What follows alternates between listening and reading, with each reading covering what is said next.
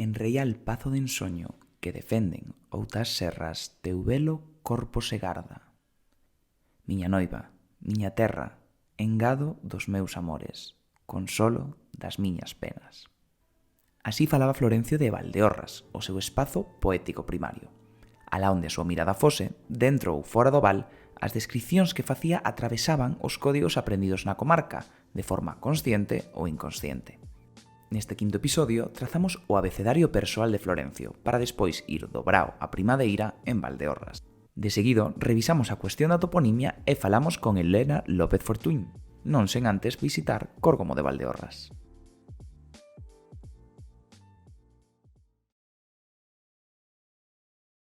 A de a beira do sil deitada, do ar que se palpa, de Amerodos. B de bebedeira, de Virisca, do Bierzo. C de Cantarenas e de Castrapo, os Castiñeiros, de Caborco. D de Dionisias. E de Utrapélico, de Nófilo, de Entroido. F de Fillos do Chan Galego, de Cee. G de Guieiro, de Garnacha ou de Godello. H de Home Pequeno, de España. I de Infinda, elástica fronteira. L de Lavandeira, de Lobos da Xente. M de Merenzao, de Mozafresca, de Mencía. N de Nadel, de Nova España. O de Outarelo, tamén de Outo. P de Poulas, de Papuxa Paporroibo, de Purrela, de Pena Trevinca. R de Rousinol, de Regueiros, do río Farelos. S de Silveira, o sol na serra. T da Testa de Manzaneda. V de Val das Viñas, Beigal Soalleiro, da Viura, de Vento do Norte e de Valdeorras. Un abecedario breve da paisaxe valdeorresa tería, entre as súas entradas, os nomes mencionados. Todos recollidos na obra de Delgado Gurriarán, voz privilexiada que, desde o coñecemento máis técnico e por veces inaccesible na época, conecta coas voces das cousas en galego. Esta vontade de nomear e de cultivar con rigor a lingua debuxa imaxes naturais e vivas e moi precisas. Florencio sabe latín e documenta en galego. Valdeorras é, neste sentido, unha protagonista central da obra de Florencio, entre insinuacións metafóricas, loubanzas á terra e tamén o que dela sae.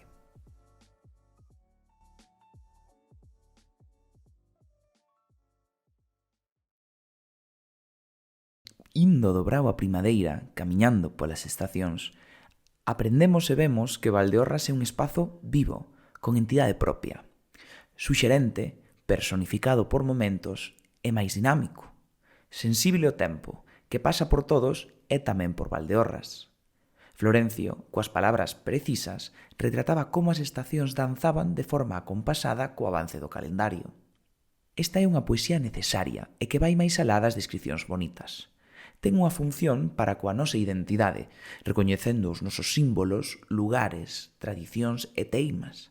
Do Brao a Primadeira, co outono e inverno no medio, temos nos versos de Florencio unha enciclopedia paisaxística valdeorresa.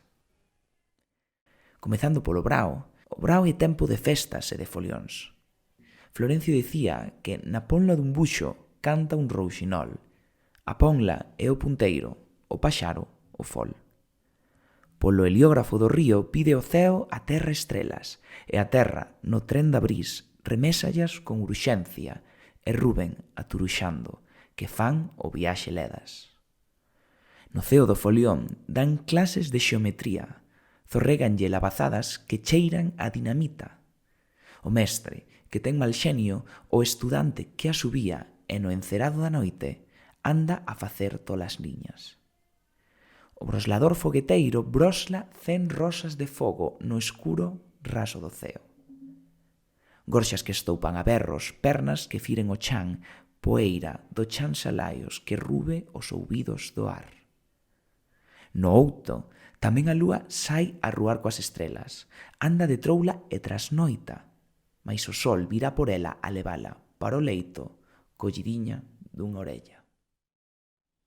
Vendima polo medio, chegamos á estación desapercibida.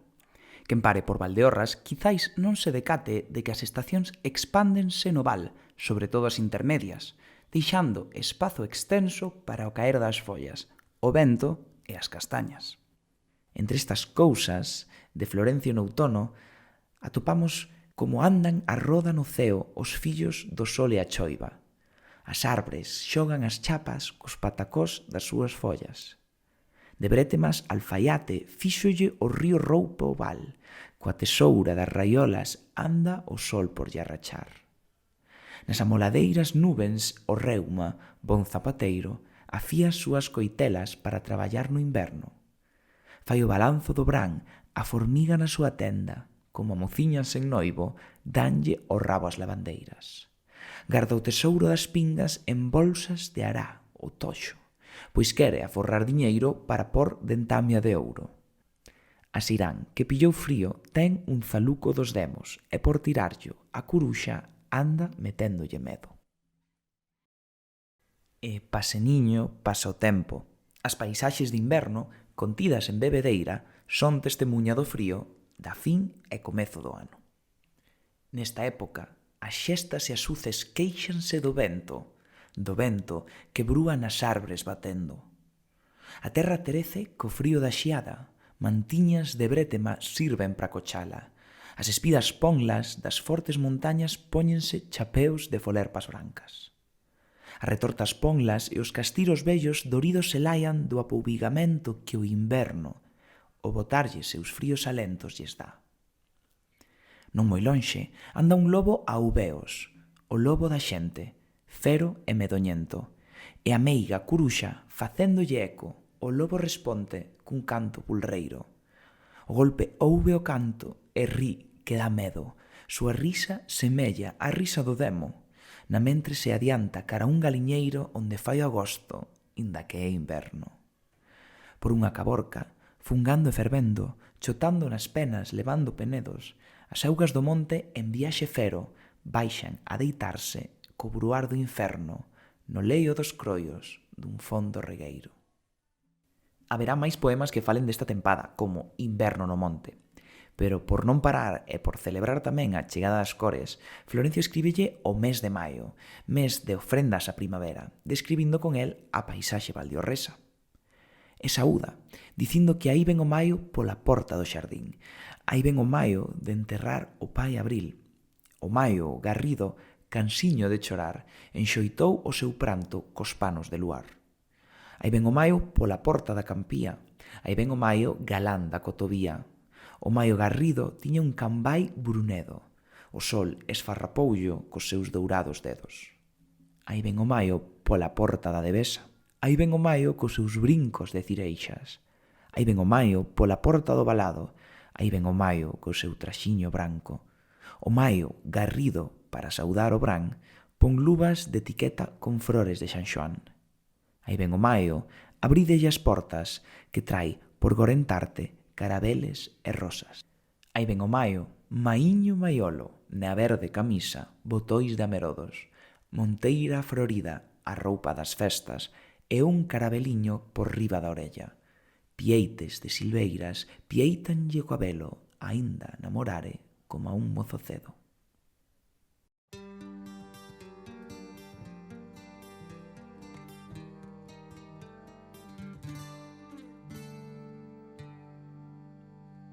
Volten a Valdeorras os nomes xenuínos, non máis Correjanes nin Vega Molino. Sin Veiga Muiños e máis Correxais, pois xa os castrapismos están por demais. Ai, la la la la la la, ai, la la la la la, ai, la la la la la la, ai, la la la la la.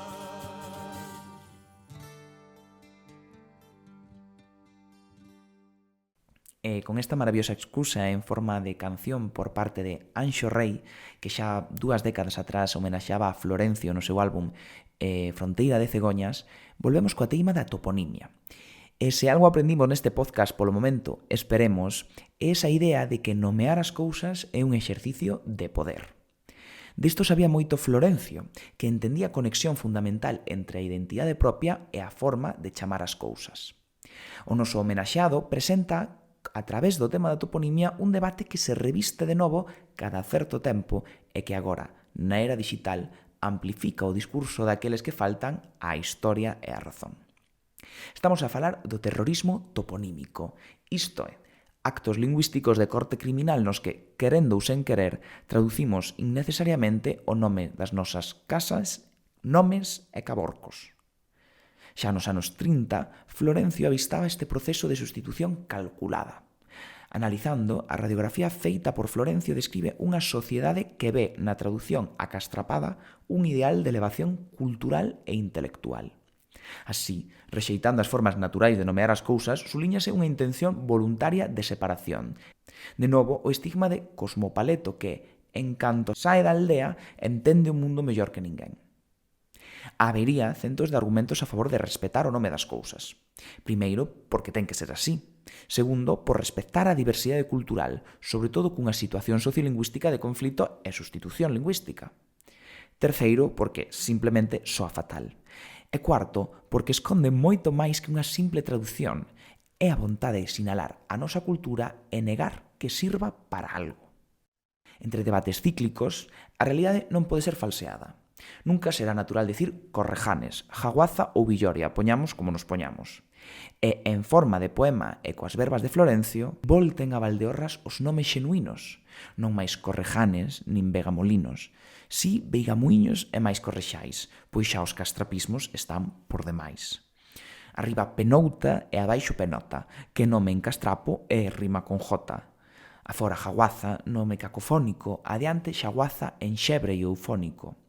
Non trocar por feles os galaicos meles, pronunciando el Barco, la Puebla e Bajeles, e Vega de Cabo, Villoria, Otarielo, e Porto Morisco e Repuricielo. Xentes valdeorresas, voltade a eufonía dos nomes antergos Baril Fidalguía, que na nosa fala defina en xebreza, delene douzura e grexa nobreza, do noso Valdeorras, ben querido lar, os povos e vilas volvamos nomear.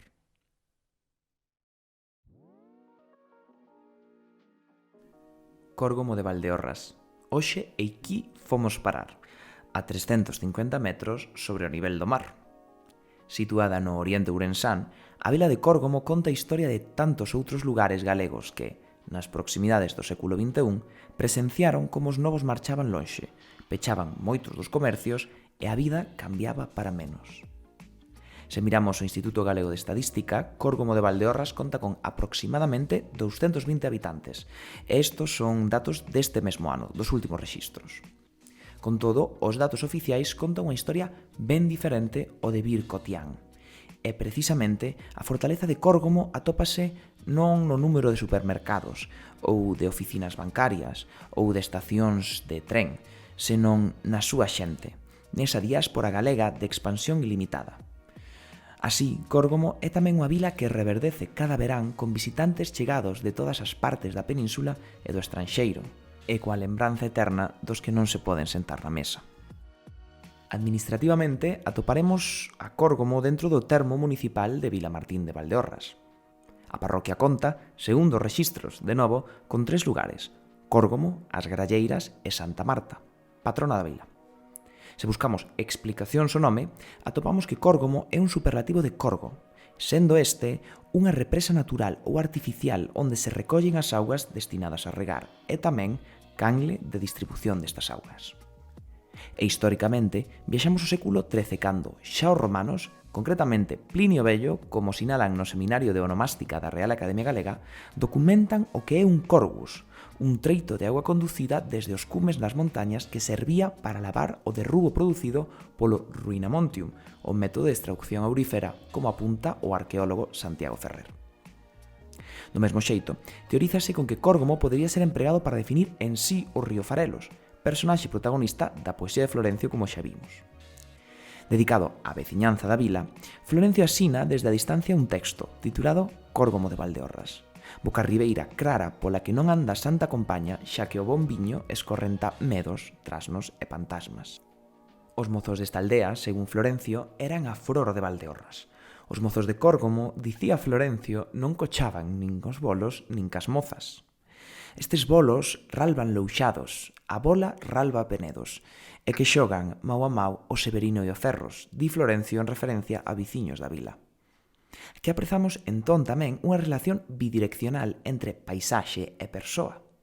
Florencio fai por Córgomo, e Córgomo fai por Florencio, sen poder tampouco concluir un cálculo de suma cero porque xa se sabe que o que dá sen esperar recibir é sempre o que máis recolle.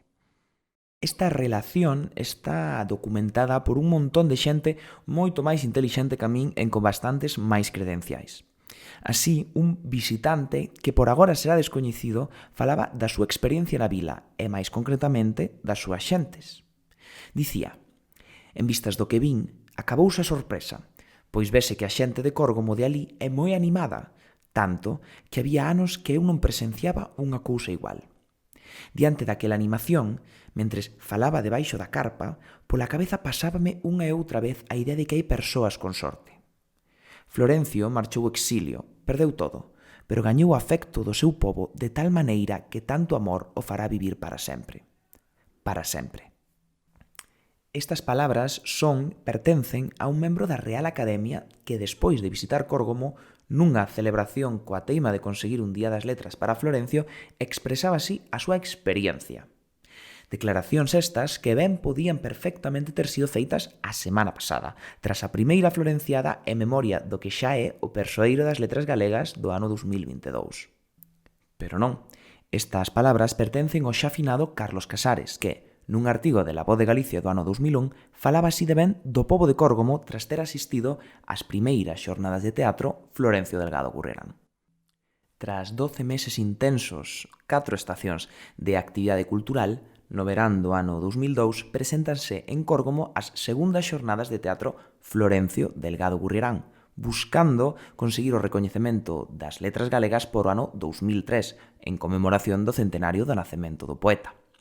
Para todos aqueles e aquelas que non puideron asistir no verán do ano 2002 a Córgomo para escoitar do teatro na praza, deixámosvos un clip da apertura destas xornadas. Fai un ano que nos reuníamos aquí nas primeiras xornadas de teatro Florencio Delgado Gurriarán. E dixemos naquel momento: é tempo de sementar.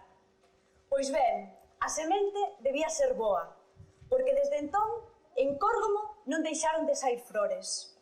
Así, no Nadal, organizáronse 2 días de xornadas culturais coa presencia das masas corais de Valdeorras, do noso cantautor Anxo Rei, do ben querido Carlos Casares, e organizáramos daquela unha exposición contando cos mellores artistas de Valdeorras, que, por certo, ten continuidade hoxe e podedes visitar unha segunda exposición. Ademais, en maio, organizouse unha maratón de lectura. O número de participantes foi extraordinario, como sabedes. E hoxe comezan as segundas xornadas de teatro Florencio Delgado Gurriarán, con 3 días dedicados ao teatro e á poesía. Pero non só en Córgomo prendeu a semente. O aire debeuna levar ata Barcelona, porque durante xaneiro, febreiro, marzo e abril deste ano fixeronse ali unhas intensas xornadas culturais, con conferencias, teatros, poesía, para reivindicar a personalidade e a obra de Florencio Delgado Gurriarán. Pero todo isto non sería posible sen a axuda de moitísima xente e tamén institucións que confiaron en nós desde o principio. Así podemos citar a Universidade de Barcelona, as Mulleres Rurais de Córgomo, a Asociación Galega de Pizarristas e un largo etcétera que non quero nomear. Así declara é a voz e a testemuña de Marta López, veciña de Córgomo e parte da Asociación Corgomesa FDG Cultural. Tede cuidado porque no ano 2003 non foi a primeira vez que se solicitou formalmente o recoñecemento da Real Academia como persoeiro das letras galegas. Córgomo xa o pedira 6 anos atrás, xusto na conmemoración dos 10 anos de rigor establecidos pola Academia. No ano 1997 xa se pediran as letras para o noso poeta Valdeorrés. E, precisamente, tamén hai unha liña de vida moito máis cotiá, que nos encanta, e menos embelecida polos ornamentos institucionais, que está moitas veces relegada ao segundo plano da historia, e que ocorría atrevéndose a suceder en todas partes. Todos os días saía o sol en Valdeorras. E, como acabamos de ver, todos os días había quen, entre descansos de xornadas laborais, responsabilidades familiares e outros compromisos, facía por divulgar a figura de Florencio. Neste traballo de recoñecemento desa labor no que nos atopamos, neste podcast falamos hoxe cunha desas persoas que, fai 2 décadas, xa sementaba os froitos que floreceron neste mes de maio e neste ano das letras. Elena López Fortún pertence a esa diáspora galega que orbita arredor de Córgomo de Valdeorras e, como a Florencio, regresaba á aldea todos os veráns. En coche desde Barcelona e pasando por algunha das cidades nas que medrou Florencio, construe as súas lembranzas de infancia, especialmente vencellada á terra. Fala con nós desde o Brasil e hoxe revisa desde os ollos da psicoloxía social as vivencias daqueles xuños, xullos e agostos na vila, especialmente destas xornadas de divulgación que comentábamos fai un anaco. Bueno, antes que nada, Elena, que sorte que estés con nós no podcast. Que tal estás? Hola, Jorge, moitas gracias. Estou moi ben aquí, super contenta de estar contigo. Empezamos por algo que non sei se será tarefa complicada, pero bueno, se nos puideses decir ou apuntar un pouco cara a un primeiro recordo de Valdeorras e sobre todo un primeiro recordo de Córgomo, onde e como sería? O primeiro recordo de Córgomo é así, é moi complicado de responder esa pregunta porque eu vou a Córgomo desde que teño uso de razón, desde que tiña nen un ano de idade, né? Entón, para dicir algunha cousa, diría que lembro moito esa chegada a Córgomo a través da carretera, né? Que iba con os meus pais. Son unhas curvas antes de chegar ao pobo, que son super verdes porque está cheo de árbores, e comezan a sair as primeiras viñas, primeiras bodegas, casas, e o chegar tamén a Prazuela, a Aira dos Bolos. Eu diría que ese é o primeiro recordo que eu teño, non?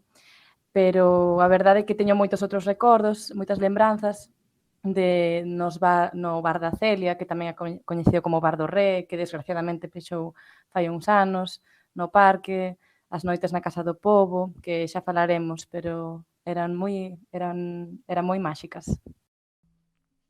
E bueno, xa que ti o comentas, dinos, que pasaban nesas noites na Casa do Pobo de Córgomo, non? Porque un recorte de prensa dese momento fala da veciñanza de Córgomo como actores ocasionais. Que contabades nesas historias? Cal era o meollo desas obras de teatro e sobre todo, non? Quenes as protagonizaban? Neses veráns que comenzaron no 2001, os veciños e veciñas nos encontrábamos na Casa do Pobo cada noite de verán até chegar a Santa Marta, que era a festa de Córgomo, ensaiábamos obras de teatro en galego, con o obxectivo de reivindicar, non, as letras galegas para Florencio. As obras de teatro que contaban, normalmente a estructura da obra de teatro era primeiro un pregón que facía ou un membro da Fedega Cultural ou tamén viñeron convidados, non, da Real Academia Galega, Carlos Casares, por exemplo. E despois a obra de teatro que era protagonizada polos veciños e veciñas de Córgomo, desde os máis perquerrechiños de todos até os avós e as avoas, eran basicamente varios sketches. Eran historias do cotidiano do pobo e contos populares. Por exemplo, lémbrome do caldo das pedriñas, que era un clásico que moitas veces nos outros anos, a partir do 2001, repetíase. Tamén aparecían peregrinos, había un sketch moi recorrente que era na igrexa, non? Aparecía o cura e todo o mundo do pobo íbase confesar, non? Tamén aparecían tabernas e trasnos facendo rasgalladas. Era super divertido porque ademais eran os mesmos veciños, non? Era super divertido. A parte deses sketch, tiñas eso, pregón, sketch e despois tiñamos moitos recitais de poesía. Eu lembrome de pequena sair e aprenderme poemas de Florencio e saír rapeando os poemas de Florencio Delgado Gurriarán cando xa era adolescente, por exemplo. Ou poesía musicada, por exemplo. Mais ou menos eso era a estrutura das obras. Entón, para que servían estas xornadas? Para chamar a Real Academia que lle concedesen o ano ou tiñan un segundo significado ou outro valor engadido? Tiña esa parte de reclamar, de reivindicar a figura de Florencio e pedir as letras, e non só iso, senón o galego e a cultura popular, e tiña esa parte de cohesión social que ao mellor non estaba inicialmente posto de manifesto así ben claro, pero o feito de cada noite encontrarnos todo o pobo falando galego, rindo, compartindo momentos, e así ter un obxectivo común que era facer esa obra de teatro. En fin, eso facíanos unirnos moito como pobo. Entón, aparte, o feito de que todo fora en galego facía que tamén os máis xoves, os rapaces e as rapazas, faláramos galego. Non só era cohesión social, senón era tamén de tomar consciencia da propia lingua, da propia fala, da propia cultura, e sentirnos que todos formábamos parte dun mesmo orixen común. Buscando esa identidade común ou tecendo esas redes de comunidade, tamén facíades un montón de actividades, polo que me teñen contado, bastante diversas e algunhas delas centradas neses nomes xenuínos dos que falaba Florencio. Contanos que son esas carreiras da toponimia de que iba a película. Entón, as carreiras pola toponimia que despois eu estiven mirando estes días que despois se convertiron un pouco en paseos máis que carreiras, non? Pero comezaron como carreiras. E consistía en mapear a vila de Córgomo con todos os recunchos que tiñan nomes, que tiñan topónimos da zona. E claro, os rapaces e rapazas para saber como se chamaban esas rúas, eses calexóns, esas prazas, foron a preguntar, tiñan que preguntar aos máis vellos para saber como se chamaba cada recuncho de Córgomo. Saíamos da praza pasando por todos eses recunchos que tiñan ese nome de, eu que sei, por exemplo, o Alambique, Surregos, Aira dos Bolos, Aira das Guerras. Aparte, non só aparecía o nome, senón que, en moitos casos, eles mesmos poñían abaixo chámase Aira das Guerras porque a xente discutía moito aí. Ou a Lagoa, porque cando chovía parecía un lago de non sei que. Entón, así un pouco dábamos conta de por que os lugares se chamaban así, desa forma. Pregunta, non? Para que poida non pensar, de onde nacía esa necesidade por nomear as cousas como eran? Había xa cartéis, a institución iba un pouco por detrás da vontade da xente de Córgomo, ou como? Porque hoxe sí que hai cartéis que falan da Aira dos Bolos, sí que hai cartéis de Surrego. Claro, todo iso non estaba nos muros, non estaba nas paredes, esa unha cousa era o saber popular que estaba nas lembranzas dos máis vellos de Córgomo. Entón, eso fíxose durante 4 anos e foi unha forma ben potente de reivindicar eses nomes. Reivindicaban eses nomes porque estaban desaparecendo, porque as persoas xa non os usaban, ou porque tamén en outras ocasións eran incluso castelanizados, non? E así era a forma de reivindicar o propio, non? Como ti dixeches antes.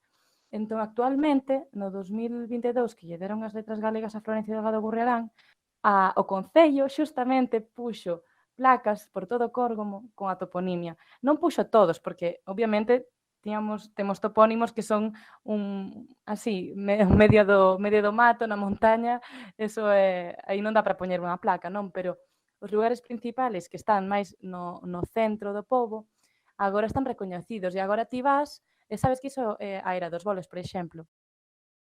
E despois de chegar ata o presente, camiñando desde fai 20 anos, que nos queda nos próximos 20 anos? Entón, o recoñecemento institucional é necesario, é útil, é maravilloso cando responde ás demandas populares, pero tamén o que me preocupa é que pode producir unha certa desmovilización. Xa conseguimos as letras galegas para Florencio, entón xa está, un traballo feito, xa podemos descansar, non temos nada máis que reivindicar, non? O obxectivo non ten que ser só ese recoñecemento por parte da Real Academia Galega de Florencio. O obxectivo ten que ser levar as ideas que el estaba que el representa, levar a cabo esas ideas, transmitilas, traballar polo que Florencio estaba defendendo.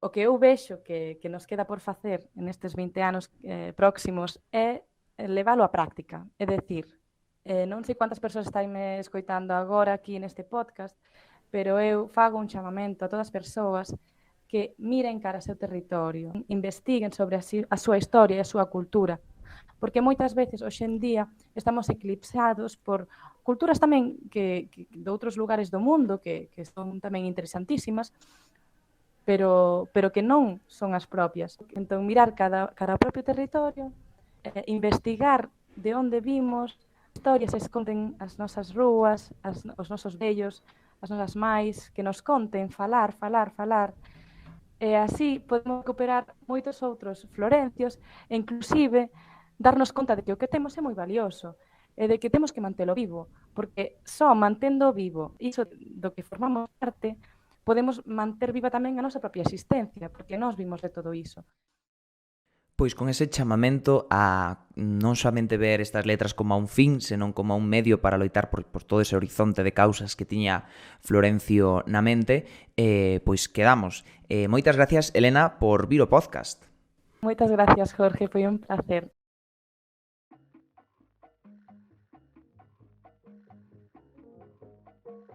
E pechando xa este mes de maio de 2022, deixámosvos cunha advertencia. Aqueles que pensaban que con isto do día 17 de maio xa acababa a teima de Florencio, que collan asento. Vémonos o mes que ven para falar xa máis en privado e con menos ollos en riba da vida na Nova España, segundo Florencio. O domingo 26 volvemos a México.